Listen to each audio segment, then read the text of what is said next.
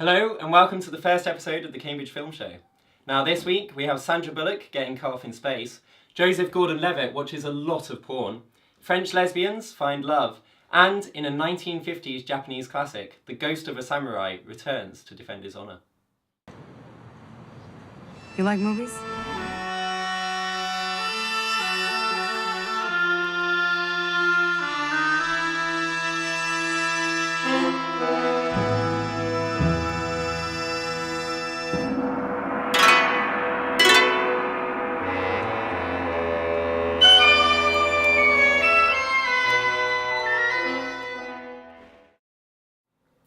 Right, up first we've got Max Kelsey, who's going to tackle one of the biggest blockbusters of the year, Gravity. Explorer's been hit. Explorer, do you read? Explorer, over. Explorer. Astronaut is off structure. Dr. Stone is off structure.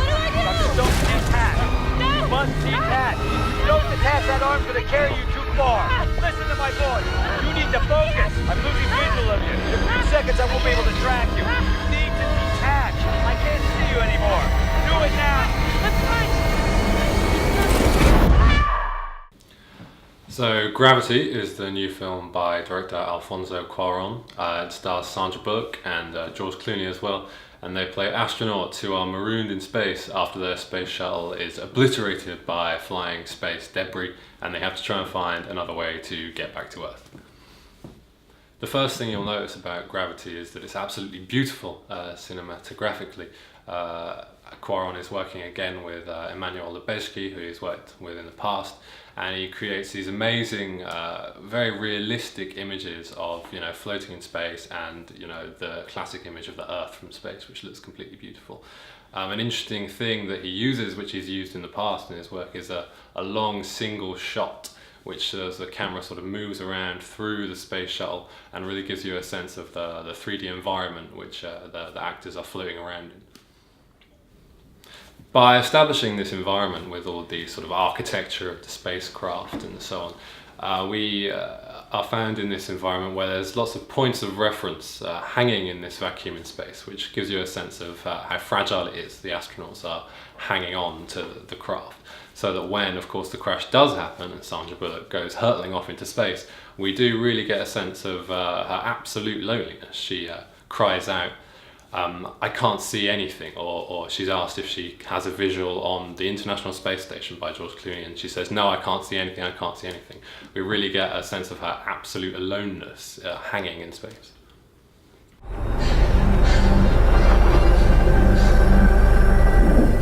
Explorer, do you copy?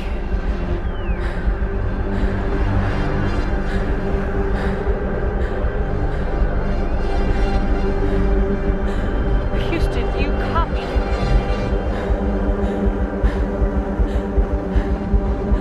Houston, this is Mission Specialist Ryan Stone. I am off structure and I'm drifting. Do you copy?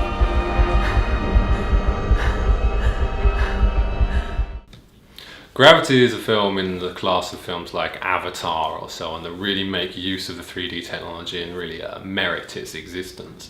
The 3D not only will sort of space debris jump out of you and fly in your face in a kind of gimmicky way, it also gives you an actual sense of the reality of what's going on in space. It's quite hard to get a handle on the spatial reality that the characters are in when you're not on Earth. So the 3D really helps in giving you this sense of the drama and the speed and a lot of the force as well, because what you might forget is that it's really very difficult to move around in space if you don't have air resistance, etc., etc. So they hit things with great speed, and there's great violence occasionally.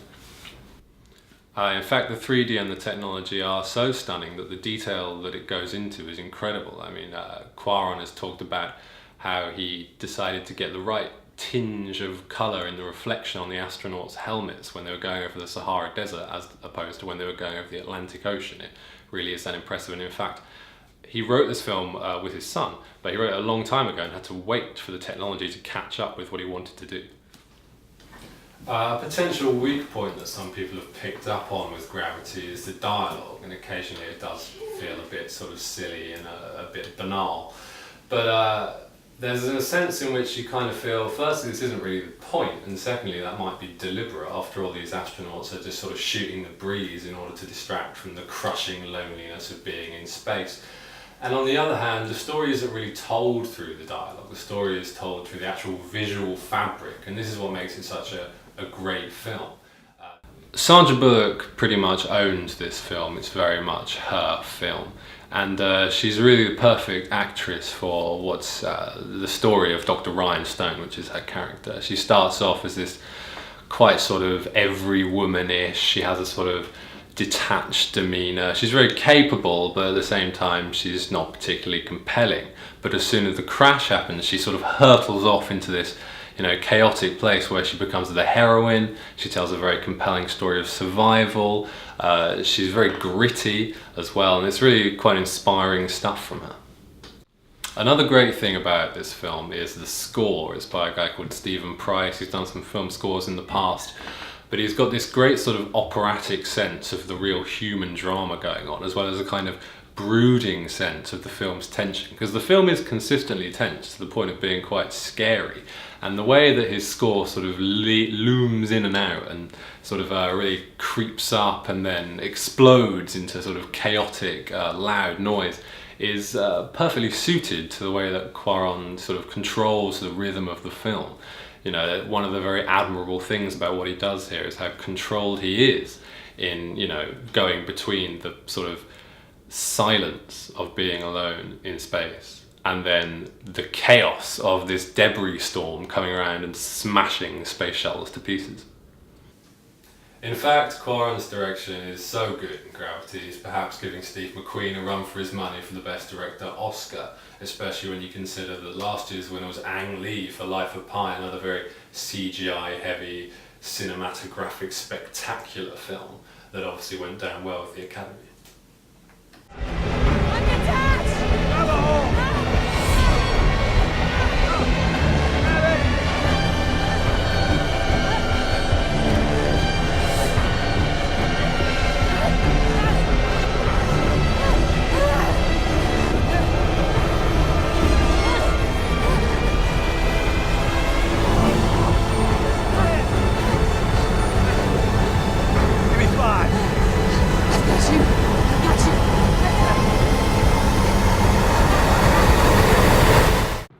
So overall, I thoroughly recommend that you go and see Gravity.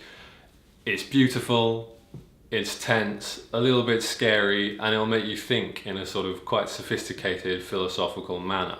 It's really a masterpiece of direction, and Sandra Bullock's performance is something to behold. So with all these elements combining, I think it's worthy of 5 stars.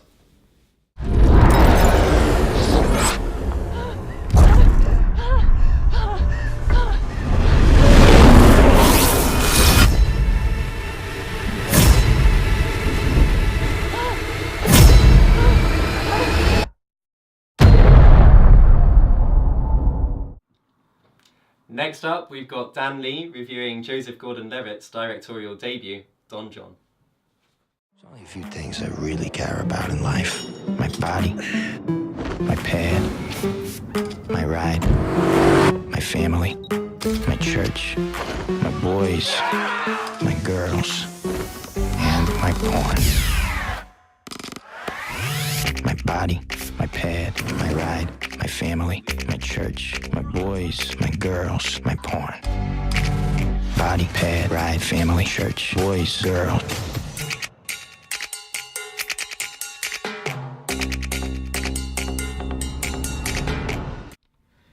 So for some reason our screens are currently being filled with highly sexed movies. Amidst the controversy of Palme d'Or winner Blue is the Warmest Colour, the weird comedy of Thank You for Sharing, and the bafflement of Lars von Trier's epic erotic odyssey Nymphomaniac, Don John is something of a lightweight offering, in both the positive and negative sense. Joseph Gordon-Levitt's directorial debut tells the story of John Martello, played by Joseph Gordon-Levitt, a laddish Lothario who spends his leisure time picking up women and watching pornography. John finds pornography more stimulating than actual sex, even with his stunning new girlfriend Barbara, played by Scarlett Johansson. While John's view of relationships is coloured by pornography, Barbara has been raised on rom-coms. and then these two incompatible worldviews brutally collide.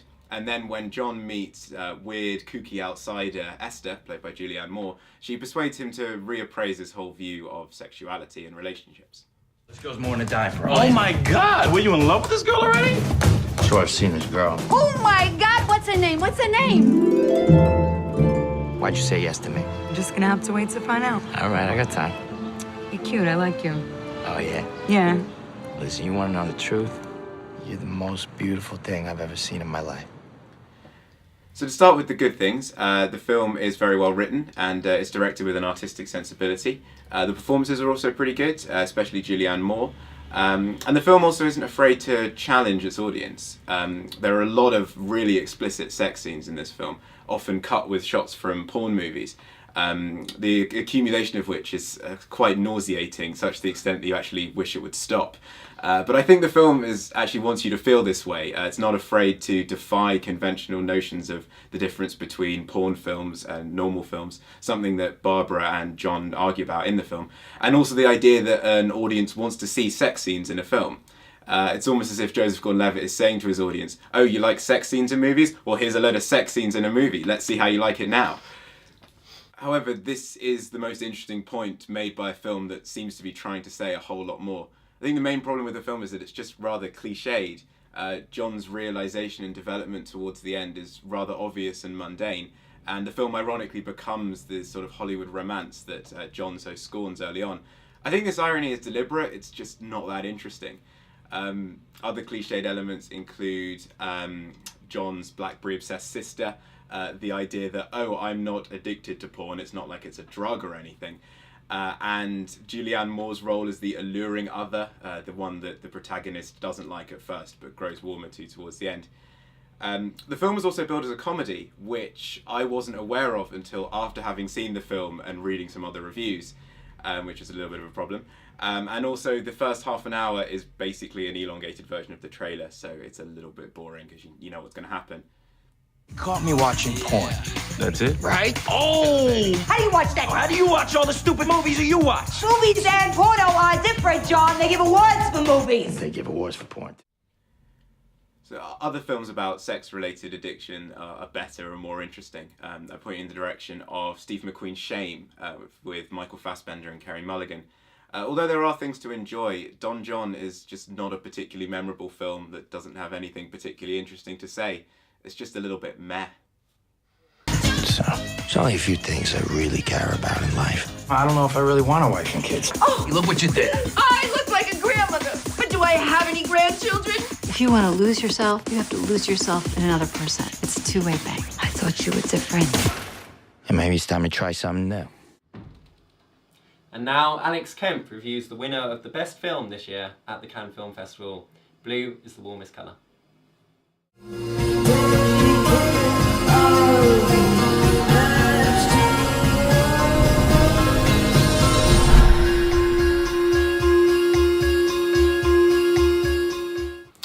Blue is the Warmest Colour is an epic French romance. It's a love story set in Lille about two women. The first of whom is Adele, a 15-year-old schoolgirl who is kind of unsure of her sexuality at first. And the other is Emma, who's this blue-haired art student and is older and wiser than Adele. If you know anything about Blue is the Warmest Colour, then you probably know that it won the Palme d'Or, which is a kind of Best Picture Oscar of the Cannes Film Festival. You also probably know that it's caused a lot of controversy. The main cause of the controversy being the long, explicit sex scenes in the film, and the writer of the graphic novel, which the movie is based on, has kind of come out and said that these sex scenes are a straight person's idea of what gay sex is like. One of the things I most liked about this film was the fact that both the characters are really likeable. And that might sound quite bland, but when the character of Emma was first introduced about sort of 45 minutes into the film, I was really expecting them to turn her into this kind of femme fatale figure, and she would sort of draw Adele off the roads. But she really doesn't. She's just a likeable character, and I was glad that they sort of broke from that tradition. And essentially it's a pleasure spending time with these two people, even when they have their differences, and you just feel like you know them intimately by the end.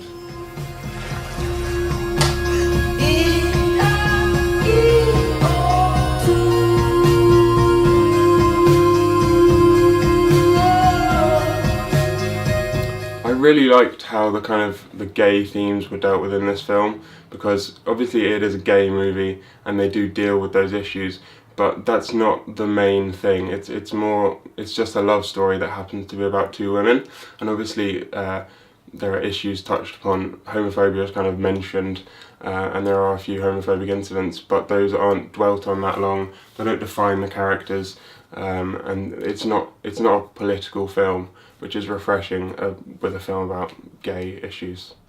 The only major caveat I'd say I have with the film is that it is 3 hours long, which is, you know, a hefty running time, and it doesn't exactly. It's not a fast-paced film. You feel every minute of the 3 hours, and that does make it feel very episodic. There are plot strands introduced which then don't lead anywhere. There are whole sort of characters introduced who you see in one scene, and it looks like that's going to develop, but it goes nowhere. And I kind of get that mirrors life, and I think that was the director's intention, just kind of because that's how life goes. But that does, I feel, hamper the film, and it makes it feel too long, and it could have done without that. Overall, I would definitely recommend going to see Blue is the Warmest Colour. It's a great concept, the characters carry the film, the actors definitely deserve their Palme d'Or, which they received alongside the director at Cannes. And yeah, it's a good concept that's perhaps stretched out too long, but you never really get too bored. So I'd give this film 5 stars. Tu vois le son Get Up Stand Up? Bah ouais, je vois. Bah je trouve qu'il est engagé. Ouais, c'est vrai. C'est pareil que Sartre, c'est un peu un philosophe, c'est un prophète, c'est la même chose. En tout cas, j'espère que tu voudras bien m'aider pour mes dissertes de philo, parce que t'as l'air... Bah écoute, quand tu veux.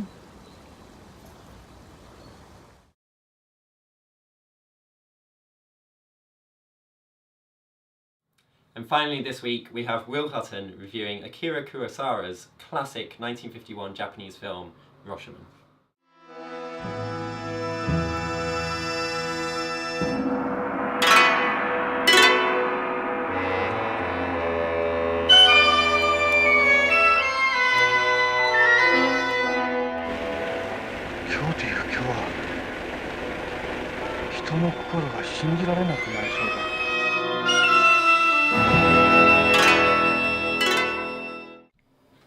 With the release of Rashomon in 1951, Japanese cinema would never be the same again.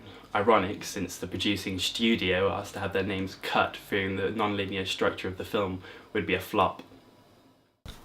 Within the first year of its release alone, Rashomon stunned the Venice Film Festival, winning the Golden Lion for Best Film and an honorary Academy Award.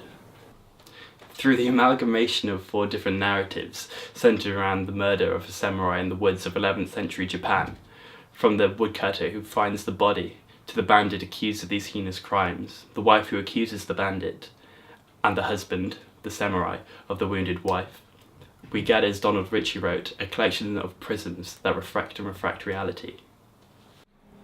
Toshiro Mifune, as the bandit Tajumaru, gives one of the coolest performances in cinema, a rival to any gangster of film noir and the French New Wave. He was even said to have studied lines in the wild in preparation for the role.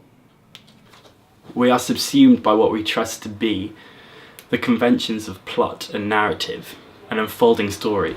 We hold the conviction that by the end of the film we will come to the heart of the matter. But as the commoner says to the priest, whilst taking shelter from the violent storm in the ruins of the Rashomon Gate, it's human to lie. The wonder of Rashomon lies in the confidence that truth is a breathing entity. But as the woodcutter cries, he doesn't understand what he has experienced. The question rises, should we? And so, with its poetic score, and its paucity of dappled forest light, Rashomon remains a work of perpetual ambiguity, a masterpiece.